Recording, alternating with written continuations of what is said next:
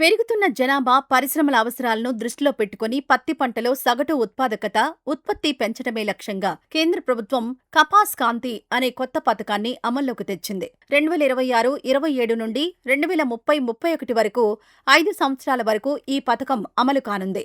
సాధారణంగా మన దేశంలో ఏటా సుమారు 3.03 కోట్ల బేళ్ల పత్తి పండుతోంది. హెక్టారుకు సగటు దూది దిగుబడి 510 కిలోలుగా ఉంది.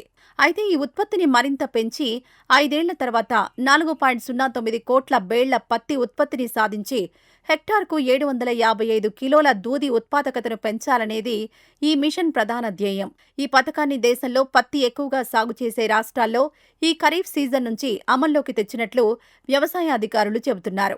ప్రత్తిలో ప్రొడక్షన్ అండ్ ప్రొడక్టివిటీ పెంచడానికి మన భారత ప్రభుత్వం mission for cotton productivity Kapas Kanti అనే స్కీమ్ను తీసుకురావడం జరిగిందండి. ఈ స్కీమ్ 2026-27 నుంచి 2030-31 వరకు ఉంటుంది.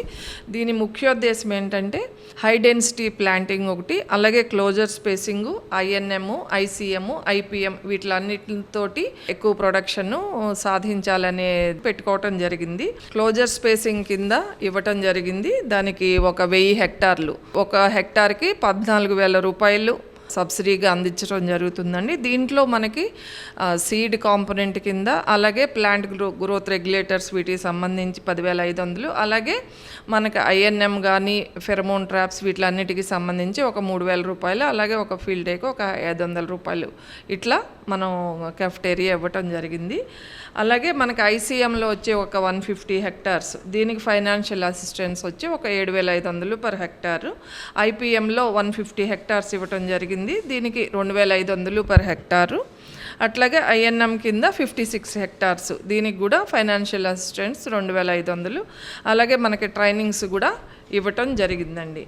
ఇది డిపార్ట్మెంట్తో పాటు ICR, KVK ఇన్స్టిట్యూట్స్, మన యూనివర్సిటీ వీటిలన్నిటితోనూ కలిపి చేయాల్సి ఉంటుంది. దీంట్లో పాటు అనుసంధానంగా మన సెంట్రల్ గవర్నమెంట్ స్కీమ్స్ అయిన SMAM అంటే సబ్మిషన్ ఆన్ అగ్రికల్చర్ మెకనైజేషన్ కానీ, ఇరిగేషన్లో కూడా పర్ డ్రాప్ మోర్ డ్రాప్ అంటే మైక్రో ఇరిగేషన్ని ముందుకు తీసుకువెళ్ళటానికి, అలాగే సాయిల్ హెల్త్ అండ్ ఫెర్టిలిటీ స్కీమ్ని, క్రాప్ డైవర్సిఫికేషన్ ప్రోగ్రామ్ అంటే మనం ప్యాడీ నుంచి టొబాకో నుంచి వేరే క్రాప్స్కు తీసుకువెళ్ళటానికి, ఇవన్నీ కూడా దీనికి అనుసంధానంగా ఉంటాయండి. విత్తనాలు ఏంటంటే మనం డైరెక్ట్గా విత్తనాలు రైతు కొనుగోలు చేసుకుంటే కనుక అతనికి అకౌంట్కి DBT ద్వారా మనం అతని అకౌంట్కి అమౌంట్ ట్రాన్స్ఫర్ చేస్తాము. లేదైనా ఎవరైనా ఒక సంస్థ ద్వారా వాళ్ళకి విత్తనాలు ఇవ్వటం, ఇలా 2 రకాలుగా చేయొచ్చు. అలాగే మిగిలినవన్నీ మనకి మైక్రో న్యూట్రియంట్స్ ఇవన్నీ కూడా మనం మార్క్ఫెడ్ ద్వారా ఇవ్వటం జరుగుతుందండి. వాతావరణ పరిస్థితులు, చీడపీడలతో పత్తి పంటలో దిగుబడులు తీసికట్టుగా ఉంటున్నాయి. ఏటా కొంతమేరకు పత్తిని ఇతర దేశాల నుంచి దిగుమతి చేసుకోవాల్సి వస్తోంది. ఈ నేపథ్యంలో దిగుబడులను పెంచుకొని స్వయం సమృద్ధి సాధించడం కోసం ప్రభుత్వాలు ప్రత్యేక కసరత్తు చేస్తున్నాయి. ఇందులో భాగంగా కపాస్ కాంతి అనే పథకాన్ని అమల్లోకి తీసుకొచ్చారు. మొత్తం 4 రకాల పథకాల ద్వారా పత్తి పంటలో సమగ్ర అభివృద్ధికి ప్రణాళికలు సిద్ధం చేశారు. విత్తనాలతో పాటు పలు రకాల ఉత్పాదకాలను పూర్తి ఉచితంగా సరఫరా చేస్తారు. ఆంధ్రప్రదేశ్లో గుంటూరు, పల్నాడు, కర్నూలు, NTR, అనంతపురం, ప్రకాశం, నంద్యాల, కడప జిల్లాల్లో ఈ పథకం అమలవుతోంది. కాటన్ మిషన్ ప్రొడక్టివిటీ పెంచుకోవడానికి మనకి సెంట్రల్ గవర్నమెంట్ ఆఫ్ ఇండియా నుంచి ఒక స్కీమ్ ప్రవేశపెట్టారు. ముఖ్యంగా ఇందులో కాటన్లో క్లోజ్ స్పేసింగ్ పెట్టుకొని ఎకరానికి 4 ప్యాకెట్ల విత్తనాలు కుదురికి 90-30 సెంటీమీటర్ల స్పేసింగ్లో కనుక ఎకరానికి 4 ప్యాకెట్లు ఒక్కొక్క మొక్క నాటుకున్నట్టయితే మనకి ఈ ఎల్నినో ప్రభావం, తక్కువ వర్షపాతాల్లో మనకి ఒక చెట్టుకి ఒక 8-10 కాయలు వచ్చినా కూడా మనకి మ్యాక్సిమం ప్రొడక్షన్ ఉత్పాదకతగా పెరిగే అవకాశం ఉంది. సో ఈ కార్యక్రమంలో మనకి గవర్నమెంట్ వాళ్ళు, మన రాష్ట్ర ప్రభుత్వం హెక్టార్కి 14,000 రూపాయల సబ్సిడీతో ప్రోత్సహిస్తున్నాం. హెక్టార్కి 10 ప్యాకెట్లు విత్తనాలు రైతు సోదరులకు ఫ్రీగా ఇస్తాం.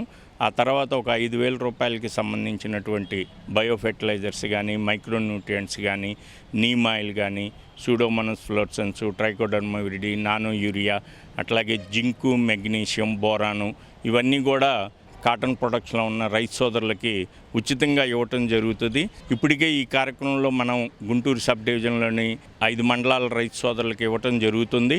అలాగే ఇంకా ఎవరైనా కూడా ఈ సంవత్సరం మనకి తక్కువ వర్షపాతం లోటు వలన ఇంకా పూర్తిగా కాటన్ వేసే పరిస్థితులు లేవు. ఇంకా రైతు సోదరులందరూ కూడా ఆగస్టు 10 దాకా కూడా మేము వెయిట్ చేస్తాం. వర్షాలు పడినట్టయితే పత్తి వేసుకోవడానికి అవకాశం ఉందని చెప్పారు.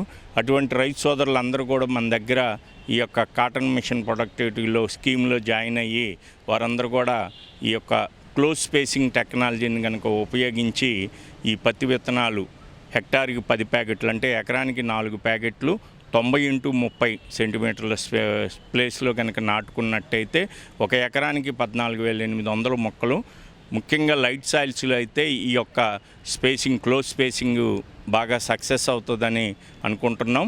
సో రైతు సోదరులందరూ కూడా ఈ అవకాశాన్ని ఉపయోగించుకొని లబ్ధి పొందగలరని కోరుకుంటున్నాను. ఈ సంవత్సరము మన గవర్నమెంట్ వారు కొత్తగా కపాస్ క్రాంతి అని ఒక పథకం పెట్టారండి.